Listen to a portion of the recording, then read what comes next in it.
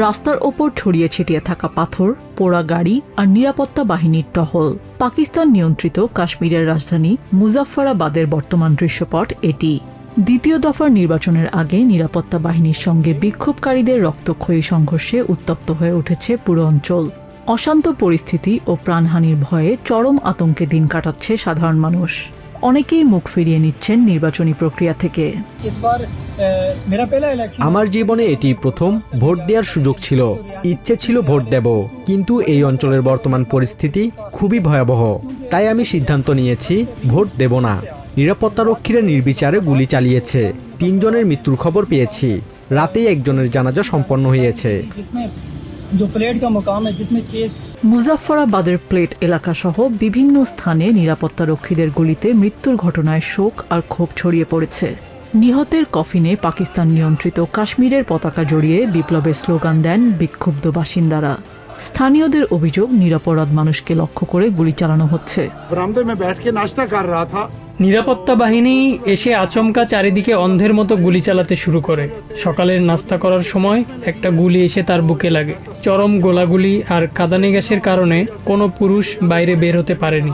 বাড়ির মহিলারা আধ ঘন্টা ধরে বাঁচানোর চেষ্টা করলেও বিনা চিকিৎসাতেই 35 বছর বয়সী গুলিবিদ্ধ লোকটি মারা যায়। মূলত নাগরিক অধিকার, বিদ্যুতের মূল্য বৃদ্ধি এবং নির্বাচনী সংস্কারের দাবিতে 2023 সালে গঠিত হয় joint army action committee JAAC। গত জুন মাসে আঞ্চলিক সরকার এই সংগঠনটিকে সন্ত্রাসবিরোধী আইনে নিষিদ্ধ করার পর থেকেই চরম অসন্তোষের দাবানল ছড়িয়ে পড়ে। আন্দোলনকারীদের মূল দাবি, বিধানসভায় ভারতের জম্মু ও কাশ্মীর থেকে আসা শরণার্থীদের জন্য সংরক্ষিত থাকা 12টি আসন বাতিল করা। তাদের অভিযোগ, ইসলামাবাদ এসব সংরক্ষিত আসন ব্যবহার করে স্থানীয় রাজনীতি ও সরকার গঠনে অন্যায্য প্রভাব বিস্তার করে। তবে পাকিস্তানি কর্তৃপক্ষের দাবি, সংবিধান অনুযায়ী কাশ্মীরের ওপর পাকিস্তানের সার্বভৌম অধিকারের আইনি ভিত্তি রক্ষায় এই 12টি আসন অপরিহার্য। জুলাইয়ের 27 তারিখ প্রথম দফার ভোটের দিন থেকে শুরু হওয়া সংঘাত এখন ভয়াবহ আকার ধারণ করেছে।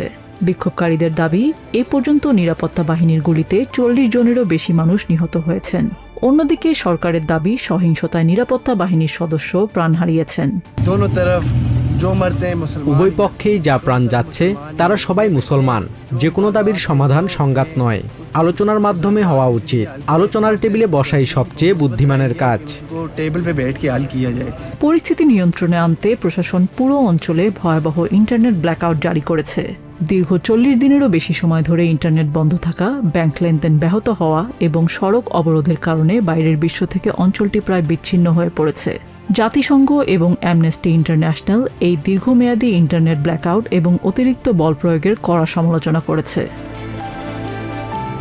নিজিয়া জামি, TBN 24 নিউজ ডেস্ক।